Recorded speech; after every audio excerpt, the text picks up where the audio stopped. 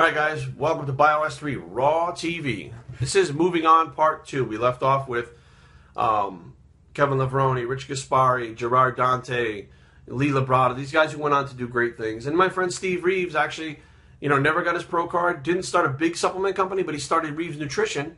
And after that he came out with Hot Beverage Nutrition, which is the groundbreaking formula for people that want to boost immune systems with probiotics, as well as people that have, it's made medically and used in hospitals for people with kidney transplants, liver transplants, lung transplants, who have to be on anti-rejection drugs that cause a breakdown of the immune system, which cause cancer.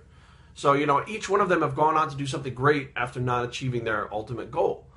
And Steve and I also had a very good friend. He was more Steve's best friend, I think, than a lot of us. But a lot of us were friends with him in Rhode Island. And I've talked about him before. He was on Raising the Bar 2, I believe, with Dave Pulcinella. Anthony DeRezzo. Okay, we're going to take a second to talk about Anthony. Anthony was like the biggest guy in Rhode Island. He was like he was like 300 and something pounds lean. Big ass fuck. Bench press, state record. Huge, strong. I mean, he had like 22-inch arms. He was a pro level competitor. Fucking huge. And Anthony's main goal was to turn pro. That was his lifelong goal, thing that he wanted to do was turn pro. IFBB pro. And he looked like a pro. Amongst pros, he looked like a pro. Him and Dave Palumbo used to hang out, and he was just as fucking big as Dave Palumbo was trying, and had that same leanness, that same look to his face, like the sucked out skull face. And a nice guy, man. Fucking nice guy. Like, help you with anything, talk to you about anything. Open, honest. And I met Anthony at Daniel Chapter 1 when I was working there. I think I've told this story before. And it was the first time I'd seen someone that big. I was, holy fuck, he was getting ready for nationals. He came in at like 278 on the scale at like fucking 6%. I mean, he's retarded looking, crazy. Nice, soft-spoken guy. And Anthony wound up doing my diet for me for when I was 19. I asked him to help me, and he did. And, I got to know him a little bit there. I got to know him a lot better later on as I progressed as a bodybuilder and worked at the clubs. He'd come into the clubs and stuff, and I'd hook him up, get him in for free, and grab him some waters and stuff. And he'd always be like, "Oh, do you want me to pay for this?" I'm like, "No, just take it, man. It's all good." He never wanted anything for free, anything like that. And Anthony had sacrificed family get-togethers, money, you name it. He had sacrificed everything. Relationship. I mean, let's face facts. Women that are not really into this stuff don't like to stick around and watch you be a fucking knucklehead for 6 months out of the year while you're dieting, and then stuff yourself for another 6 months. And it was very. It's very hard for that to happen. So he had actually found this girl, Ashley, I believe her name was. And Ashley was all about it. I mean, she wasn't into the fitness and bodybuilding thing. She didn't compete and stuff like that, but she was into Anthony. And she loved him greatly. And she supported him wholeheartedly through the whole thing. And he had a hip replacement, tore his bicep, had a shoulder surgery. I mean, he was banged up because he was, I think, 46 years old. And all his training and stuff. And he had kind of given up on his dream at some point, I guess. So he figured he was all injured. But now what happened was he was feeling healthy again. Except for the fart. Maybe a fart, I don't know. Except for the part that he had an enlarged heart. And the chamber wasn't working correctly, pumping blood. And the doctors knew it. He was having congestive heart failure here and there. And the doctors told him, look, I don't think it's a good idea if you compete. You probably should come down in body weight. And he said, you know what, one more run. I think I got it this time. I feel great. He actually passed out in his backyard a couple times, due to the fact that his brain wasn't getting enough blood. But he decided to go through it, and he wound up at 265 or 266 pounds at 5'10", shredded. All right, at 46 years old. He went to Masters Nationals. I forget what year this is. It might be 2007 or 2008.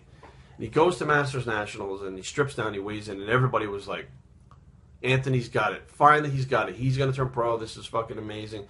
He's had all this adversity through, the shoulder surgery, the torn bicep, the hip replacement, all this stuff. So he weighs in, and he goes back to his room, and he's with Dave Palumbo. And, this speculation, nobody really knows besides him what happened. But speculation that he was playing with diuretics, which, of course, can cramp your heart. And he went back to his room, they put a coat of protein on, he was resting, and he hit a couple mandatory poses and fell on the ground. He died. He was dead. He was dead before he hit the ground. They couldn't resuscitate him. He was gone. So, when I heard about this, I was shocked because you're like, okay, well, He was big, strong. Hey, Bruno. He was in his prime. It looked like he was in his prime, but his heart just couldn't take it. So, I really stepped back at that point and had to think for myself, Anthony sacrificed everything, and he died for the sport. He died for his pro card. He died. And I absolutely believe he's happy with that. Wherever he is now, he's smiling because he died doing what he loved. He died doing his life's work. He died doing, exactly what he wanted to do, lived life the way he wanted to, but, Ashley was left behind with the aftermath of having to watch that and losing him. And, I stepped back and I said, you know what? This pro card thing may, if Anthony didn't get it, what the fuck? You know what I mean? I'm not half the bodybuilder Anthony ever was. So if he didn't get it, fuck it, what makes me think I'm going to get it? I mean, I'm going to give it a shot a couple more times. And in my head, I was like, all I'm going to do is qualify for nationals and then just fucking go for it. I'm going to jump in feet first and see where I'm at. And then what happened was I got second. I'm qualified for nationals. My buddy Rich and everybody's like, yeah, you got it. Let's fucking put it together and go. And I said, I didn't win. I didn't win that class. I didn't win the overall. If I don't win the class or overall, when I go to the fucking nationals, those guys are going to fucking blow my doors off because they are. They're that good. And at that point I said, well, fuck, let's try it again. So I had made my schedule to do the junior nationals. I did the Lehigh as a tune-up show about 4 weeks before and got fourth. I said, fuck. If I can't win this show, I'm not going to do well at the junior nationals. If I don't do well at the junior nationals, then I'm not going to fucking go on to the nationals and do anything. And I backed out. And that's when I realized that was right then and there. I said, you know what? I'm not a pro-level competitor. I'll never be a pro-level competitor. Even though I thought maybe, through the years, I can get better, I can chip away and get better.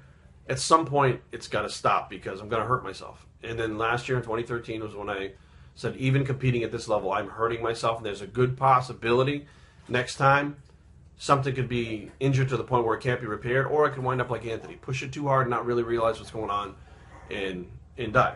So it was time to move on.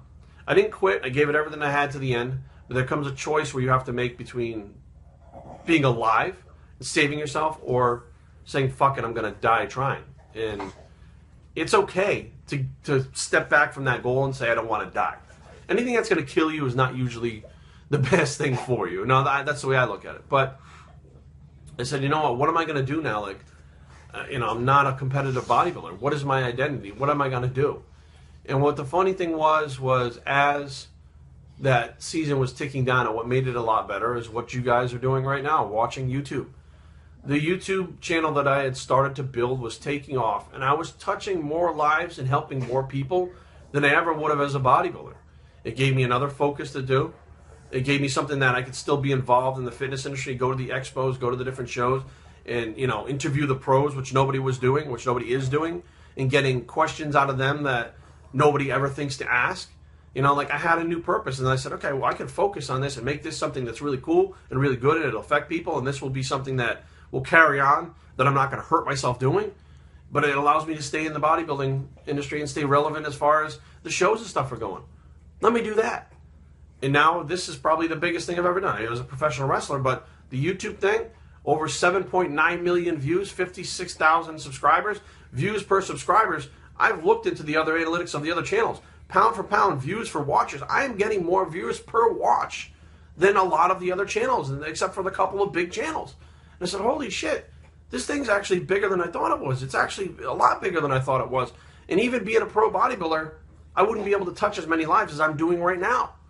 So, you see, it's a hard pill to swallow when you realize you're not going to achieve that ultimate goal.